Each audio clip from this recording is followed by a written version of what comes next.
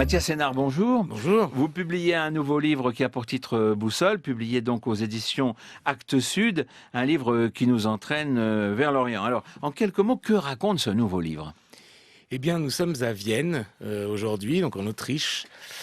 Et Franz Ritter, un musicologue viennois, a reçu le matin même un article scientifique posté par la Poste, un article assez inquiétant qui provient de la femme dont il est amoureux depuis des années, qui s'appelle Sarah.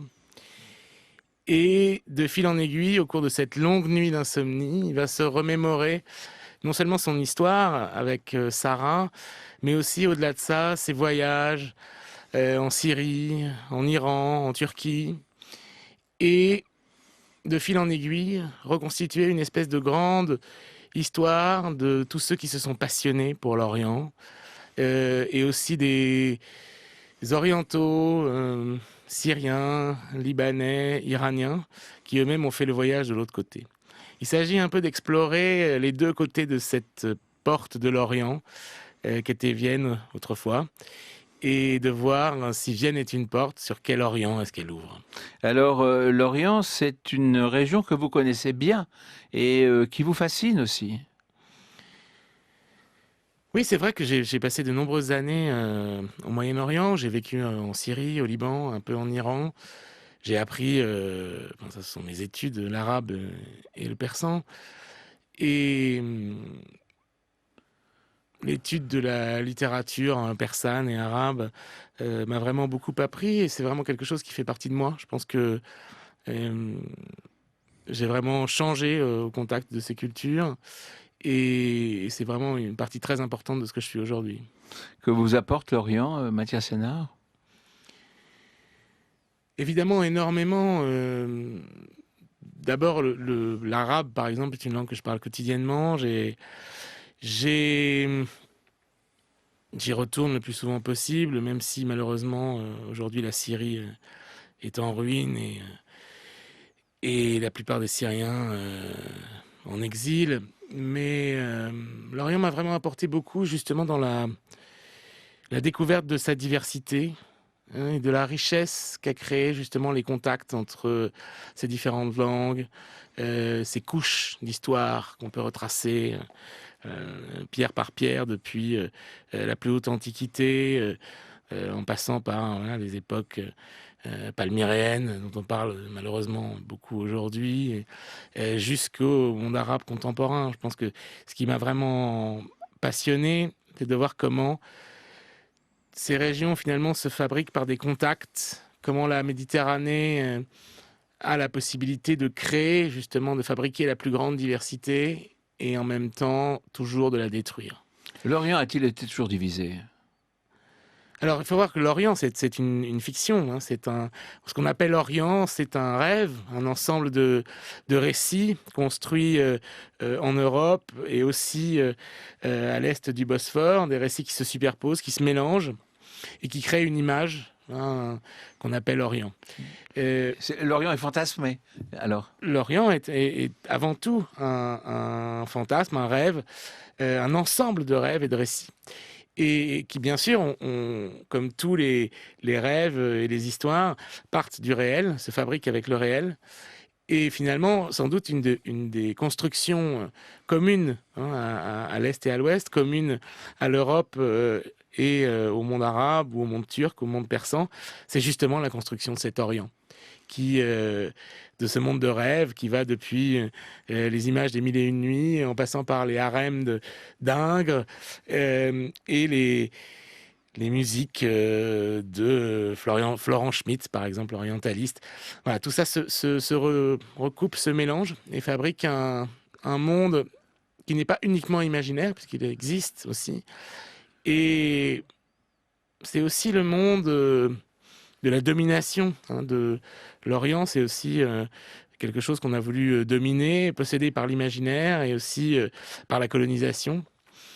Et ce sont un peu tous ces aspects que j'essaie de retracer dans Boussole, cette histoire longue et complexe. Comment fait-on pour ne conserver que quelques histoires autour de l'Orient et reprendre des disons, je ne sais pas, quelques faits divers, quelques événements, quelques informations, alors que l'Orient est tellement riche et a Évidemment, alors, suscité tellement de textes. c'est pas un, bien sûr, oui, oui, beaucoup de textes, beaucoup une immense richesse. Donc j'ai pas cherché non plus à faire une encyclopédie, hein, peut-être, mais une promenade peut-être personnelle autour de ce personnage de Franz Ritter, autour de cette grande histoire d'amour qui est quand même le cœur du roman.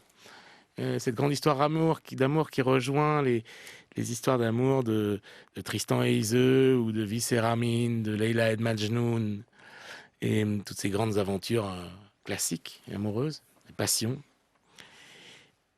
Et à l'intérieur de cette passion, j'ai choisi donc des personnages qui me paraissent représenter quelque chose, un type d'orientalisme, Par un exemple. type de. Par exemple, il faut savoir que en Europe, l'intérêt oriental est très différent. C'est-à-dire que pour les Allemands, par exemple, l'orientalisme allemand, dès le début du romantisme, c'est-à-dire à la toute fin du XVIIIe siècle, l'orientaliste allemand voit dans l'Orient la recherche d'un absolu. C'est l'endroit de la mystique, c'est l'endroit du religieux, et donc ça va devenir aussi l'endroit de la philologie sémitique, bien sûr, ça va devenir l'endroit des études bibliques, coraniques, et de toute cette grande tradition allemande qui s'intéresse à ces textes-là. En revanche, en France, l'Orient est très différent. L'Orient est lié beaucoup plus aux rêves, notamment des Mille et une nuits, justement ces fantasmes un peu de l'interdit et de la liberté. Oui, sensualité, L'Orient, c'est la plaisir, je pense au sensualité, voyage de plaisir et Flaubert, liberté, enfin, évidemment. par Voilà. exemple. C'est la grande liberté que ne permettent pas nos sociétés au XIXe siècle et qu'on imagine se trouver en Orient. Pour les Espagnols, par exemple, l'Orient, c'est quelque chose de bien différent puisque c'est chez eux. C'est l'Orient du passé, de l'Andalousie. L'Andalousie musulmane, par exemple, qui va leur fournir nombre de rêves et de clichés, mais presque en restant à domicile. Donc, ce qui est intéressant, c'est de voir à quel point, finalement, l'imaginaire qu'on développe est différent d'un pays à l'autre. Et donc, c'est comme ça que j'ai essayé de choisir un peu les récits qui sont dans le livre pour montrer cette diversité. Explorer un peu, en partant de Vienne, comment est-ce que chacune de ces régions aussi fabrique son image de l'autre. Et en intéressant aussi un peu à ce territoire entre deux que sont les Balkans, qui est évidemment une frontière, une période de frontières, aux multiples frontières même, on pourrait dire. Et finalement, de voir à quel point cette ligne de fracture qu'on imagine entre Est, Ouest, Nord, Sud, Islam, chrétienté, a toujours été mobile. C'est-à-dire qu'on ne peut pas nier la frontière. Elle a toujours existé. Il ne s'agit pas de dire tout d'un coup, oh, il faut que ça disparaisse. Non, il faut comprendre la différence, l'aimer et voir à quel point elle a toujours bougé, évolué d'un endroit à l'autre. Le général de Gaulle parlait d'un Orient compliqué. Oui, très certainement un Orient compliqué. Pourquoi ? Parce que vu de Paris et géopolitiquement parlant et stratégiquement parlant, c'est vrai que les choses ne sont pas simples. Mais finalement, si on prend par exemple la guerre aujourd'hui en Syrie, si la situation est compliquée, c'est entre autres, et sans doute principalement, parce que les pouvoirs qui sont en jeu extérieurs à la Syrie n'arrivent pas à se mettre d'accord. Donc finalement, l'Orient est compliqué parce que l'Occident l'est aussi, en quelque sorte. Mathias Sénard, ce livre a pour titre, ce très beau livre, a pour titre Boussole. C'est un livre à la fois poétique, qui est en même temps un cheminement, une promenade, et en même temps une grande histoire d'amour. Et on a besoin d'une boussole dans une histoire d'amour ? En fait, la boussole dans une histoire d'amour vient de soi. C'est l'être justement, l'être aimé. Que ce soit dans une histoire d'amour, une parabole mystique, ou dans la vie quotidienne, c'est tout de suite l'être aimé qui devient que montre l'aiguille de la boussole. Et finalement, la boussole, c'est le cœur. La boussole, que ce soit pour les mystiques ou les amoureux, la vraie boussole, c'est celle qu'on a dans le cœur. Mais il y a une autre signification, parce qu'il y a une histoire autour de la boussole dans le Oui, livre. alors bien sûr, dans le livre, il est aussi question de la boussole de Beethoven, qui est un objet qui se trouve dans une des vitrines de la Beethoven House à Bonn, où il y a toute la collection Bodmer, qui était un immense collectionneur, qui a rassemblé patiemment tous les objets ayant appartenu à Beethoven. On y voit notamment, par exemple, ces cornets acoustiques assez effrayants en cuivre, qui permettaient à Beethoven d'entendre un peu quelque chose et qui lui donnaient sans doute un air un peu mystérieux de centaure ou de monstre. Et on voit dans une de ces vitrines, à côté d'une canne, une boussole. Une Et ça boussole, vous la boussole intrigue. de Beethoven. Et ça m'a beaucoup intrigué parce qu'on sait que Beethoven était un grand marcheur, mais on se demande quand même ce qu'il faisait avec une boussole. Et donc je me suis dit peut-être qu'il imaginait un voyage lointain, ou peut-être qu'il envisageait de se rendre, comme beaucoup à son époque, en Italie, ou même peut-être, pourquoi pas, en Orient. Vous êtes un rêveur, Mathias Sénard. Oui et non, je rêve comme tout un chacun.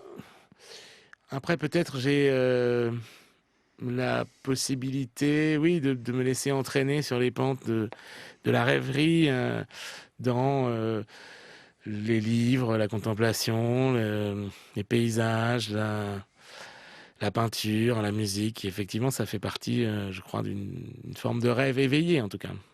Et c'est important, bien sûr.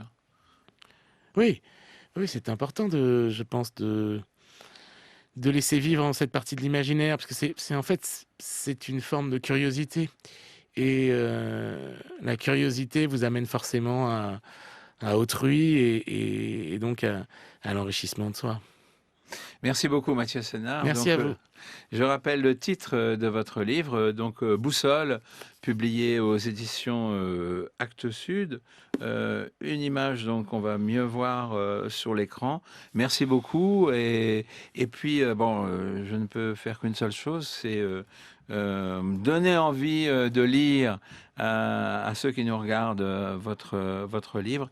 Et puis, en même temps, eh bien, je ne sais pas, vous souhaitez le meilleur pour les semaines qui vont venir, qui seront importantes pour quelqu'un qui, évidemment, se retrouve dans cette course horrible au Goncourt. Merci beaucoup.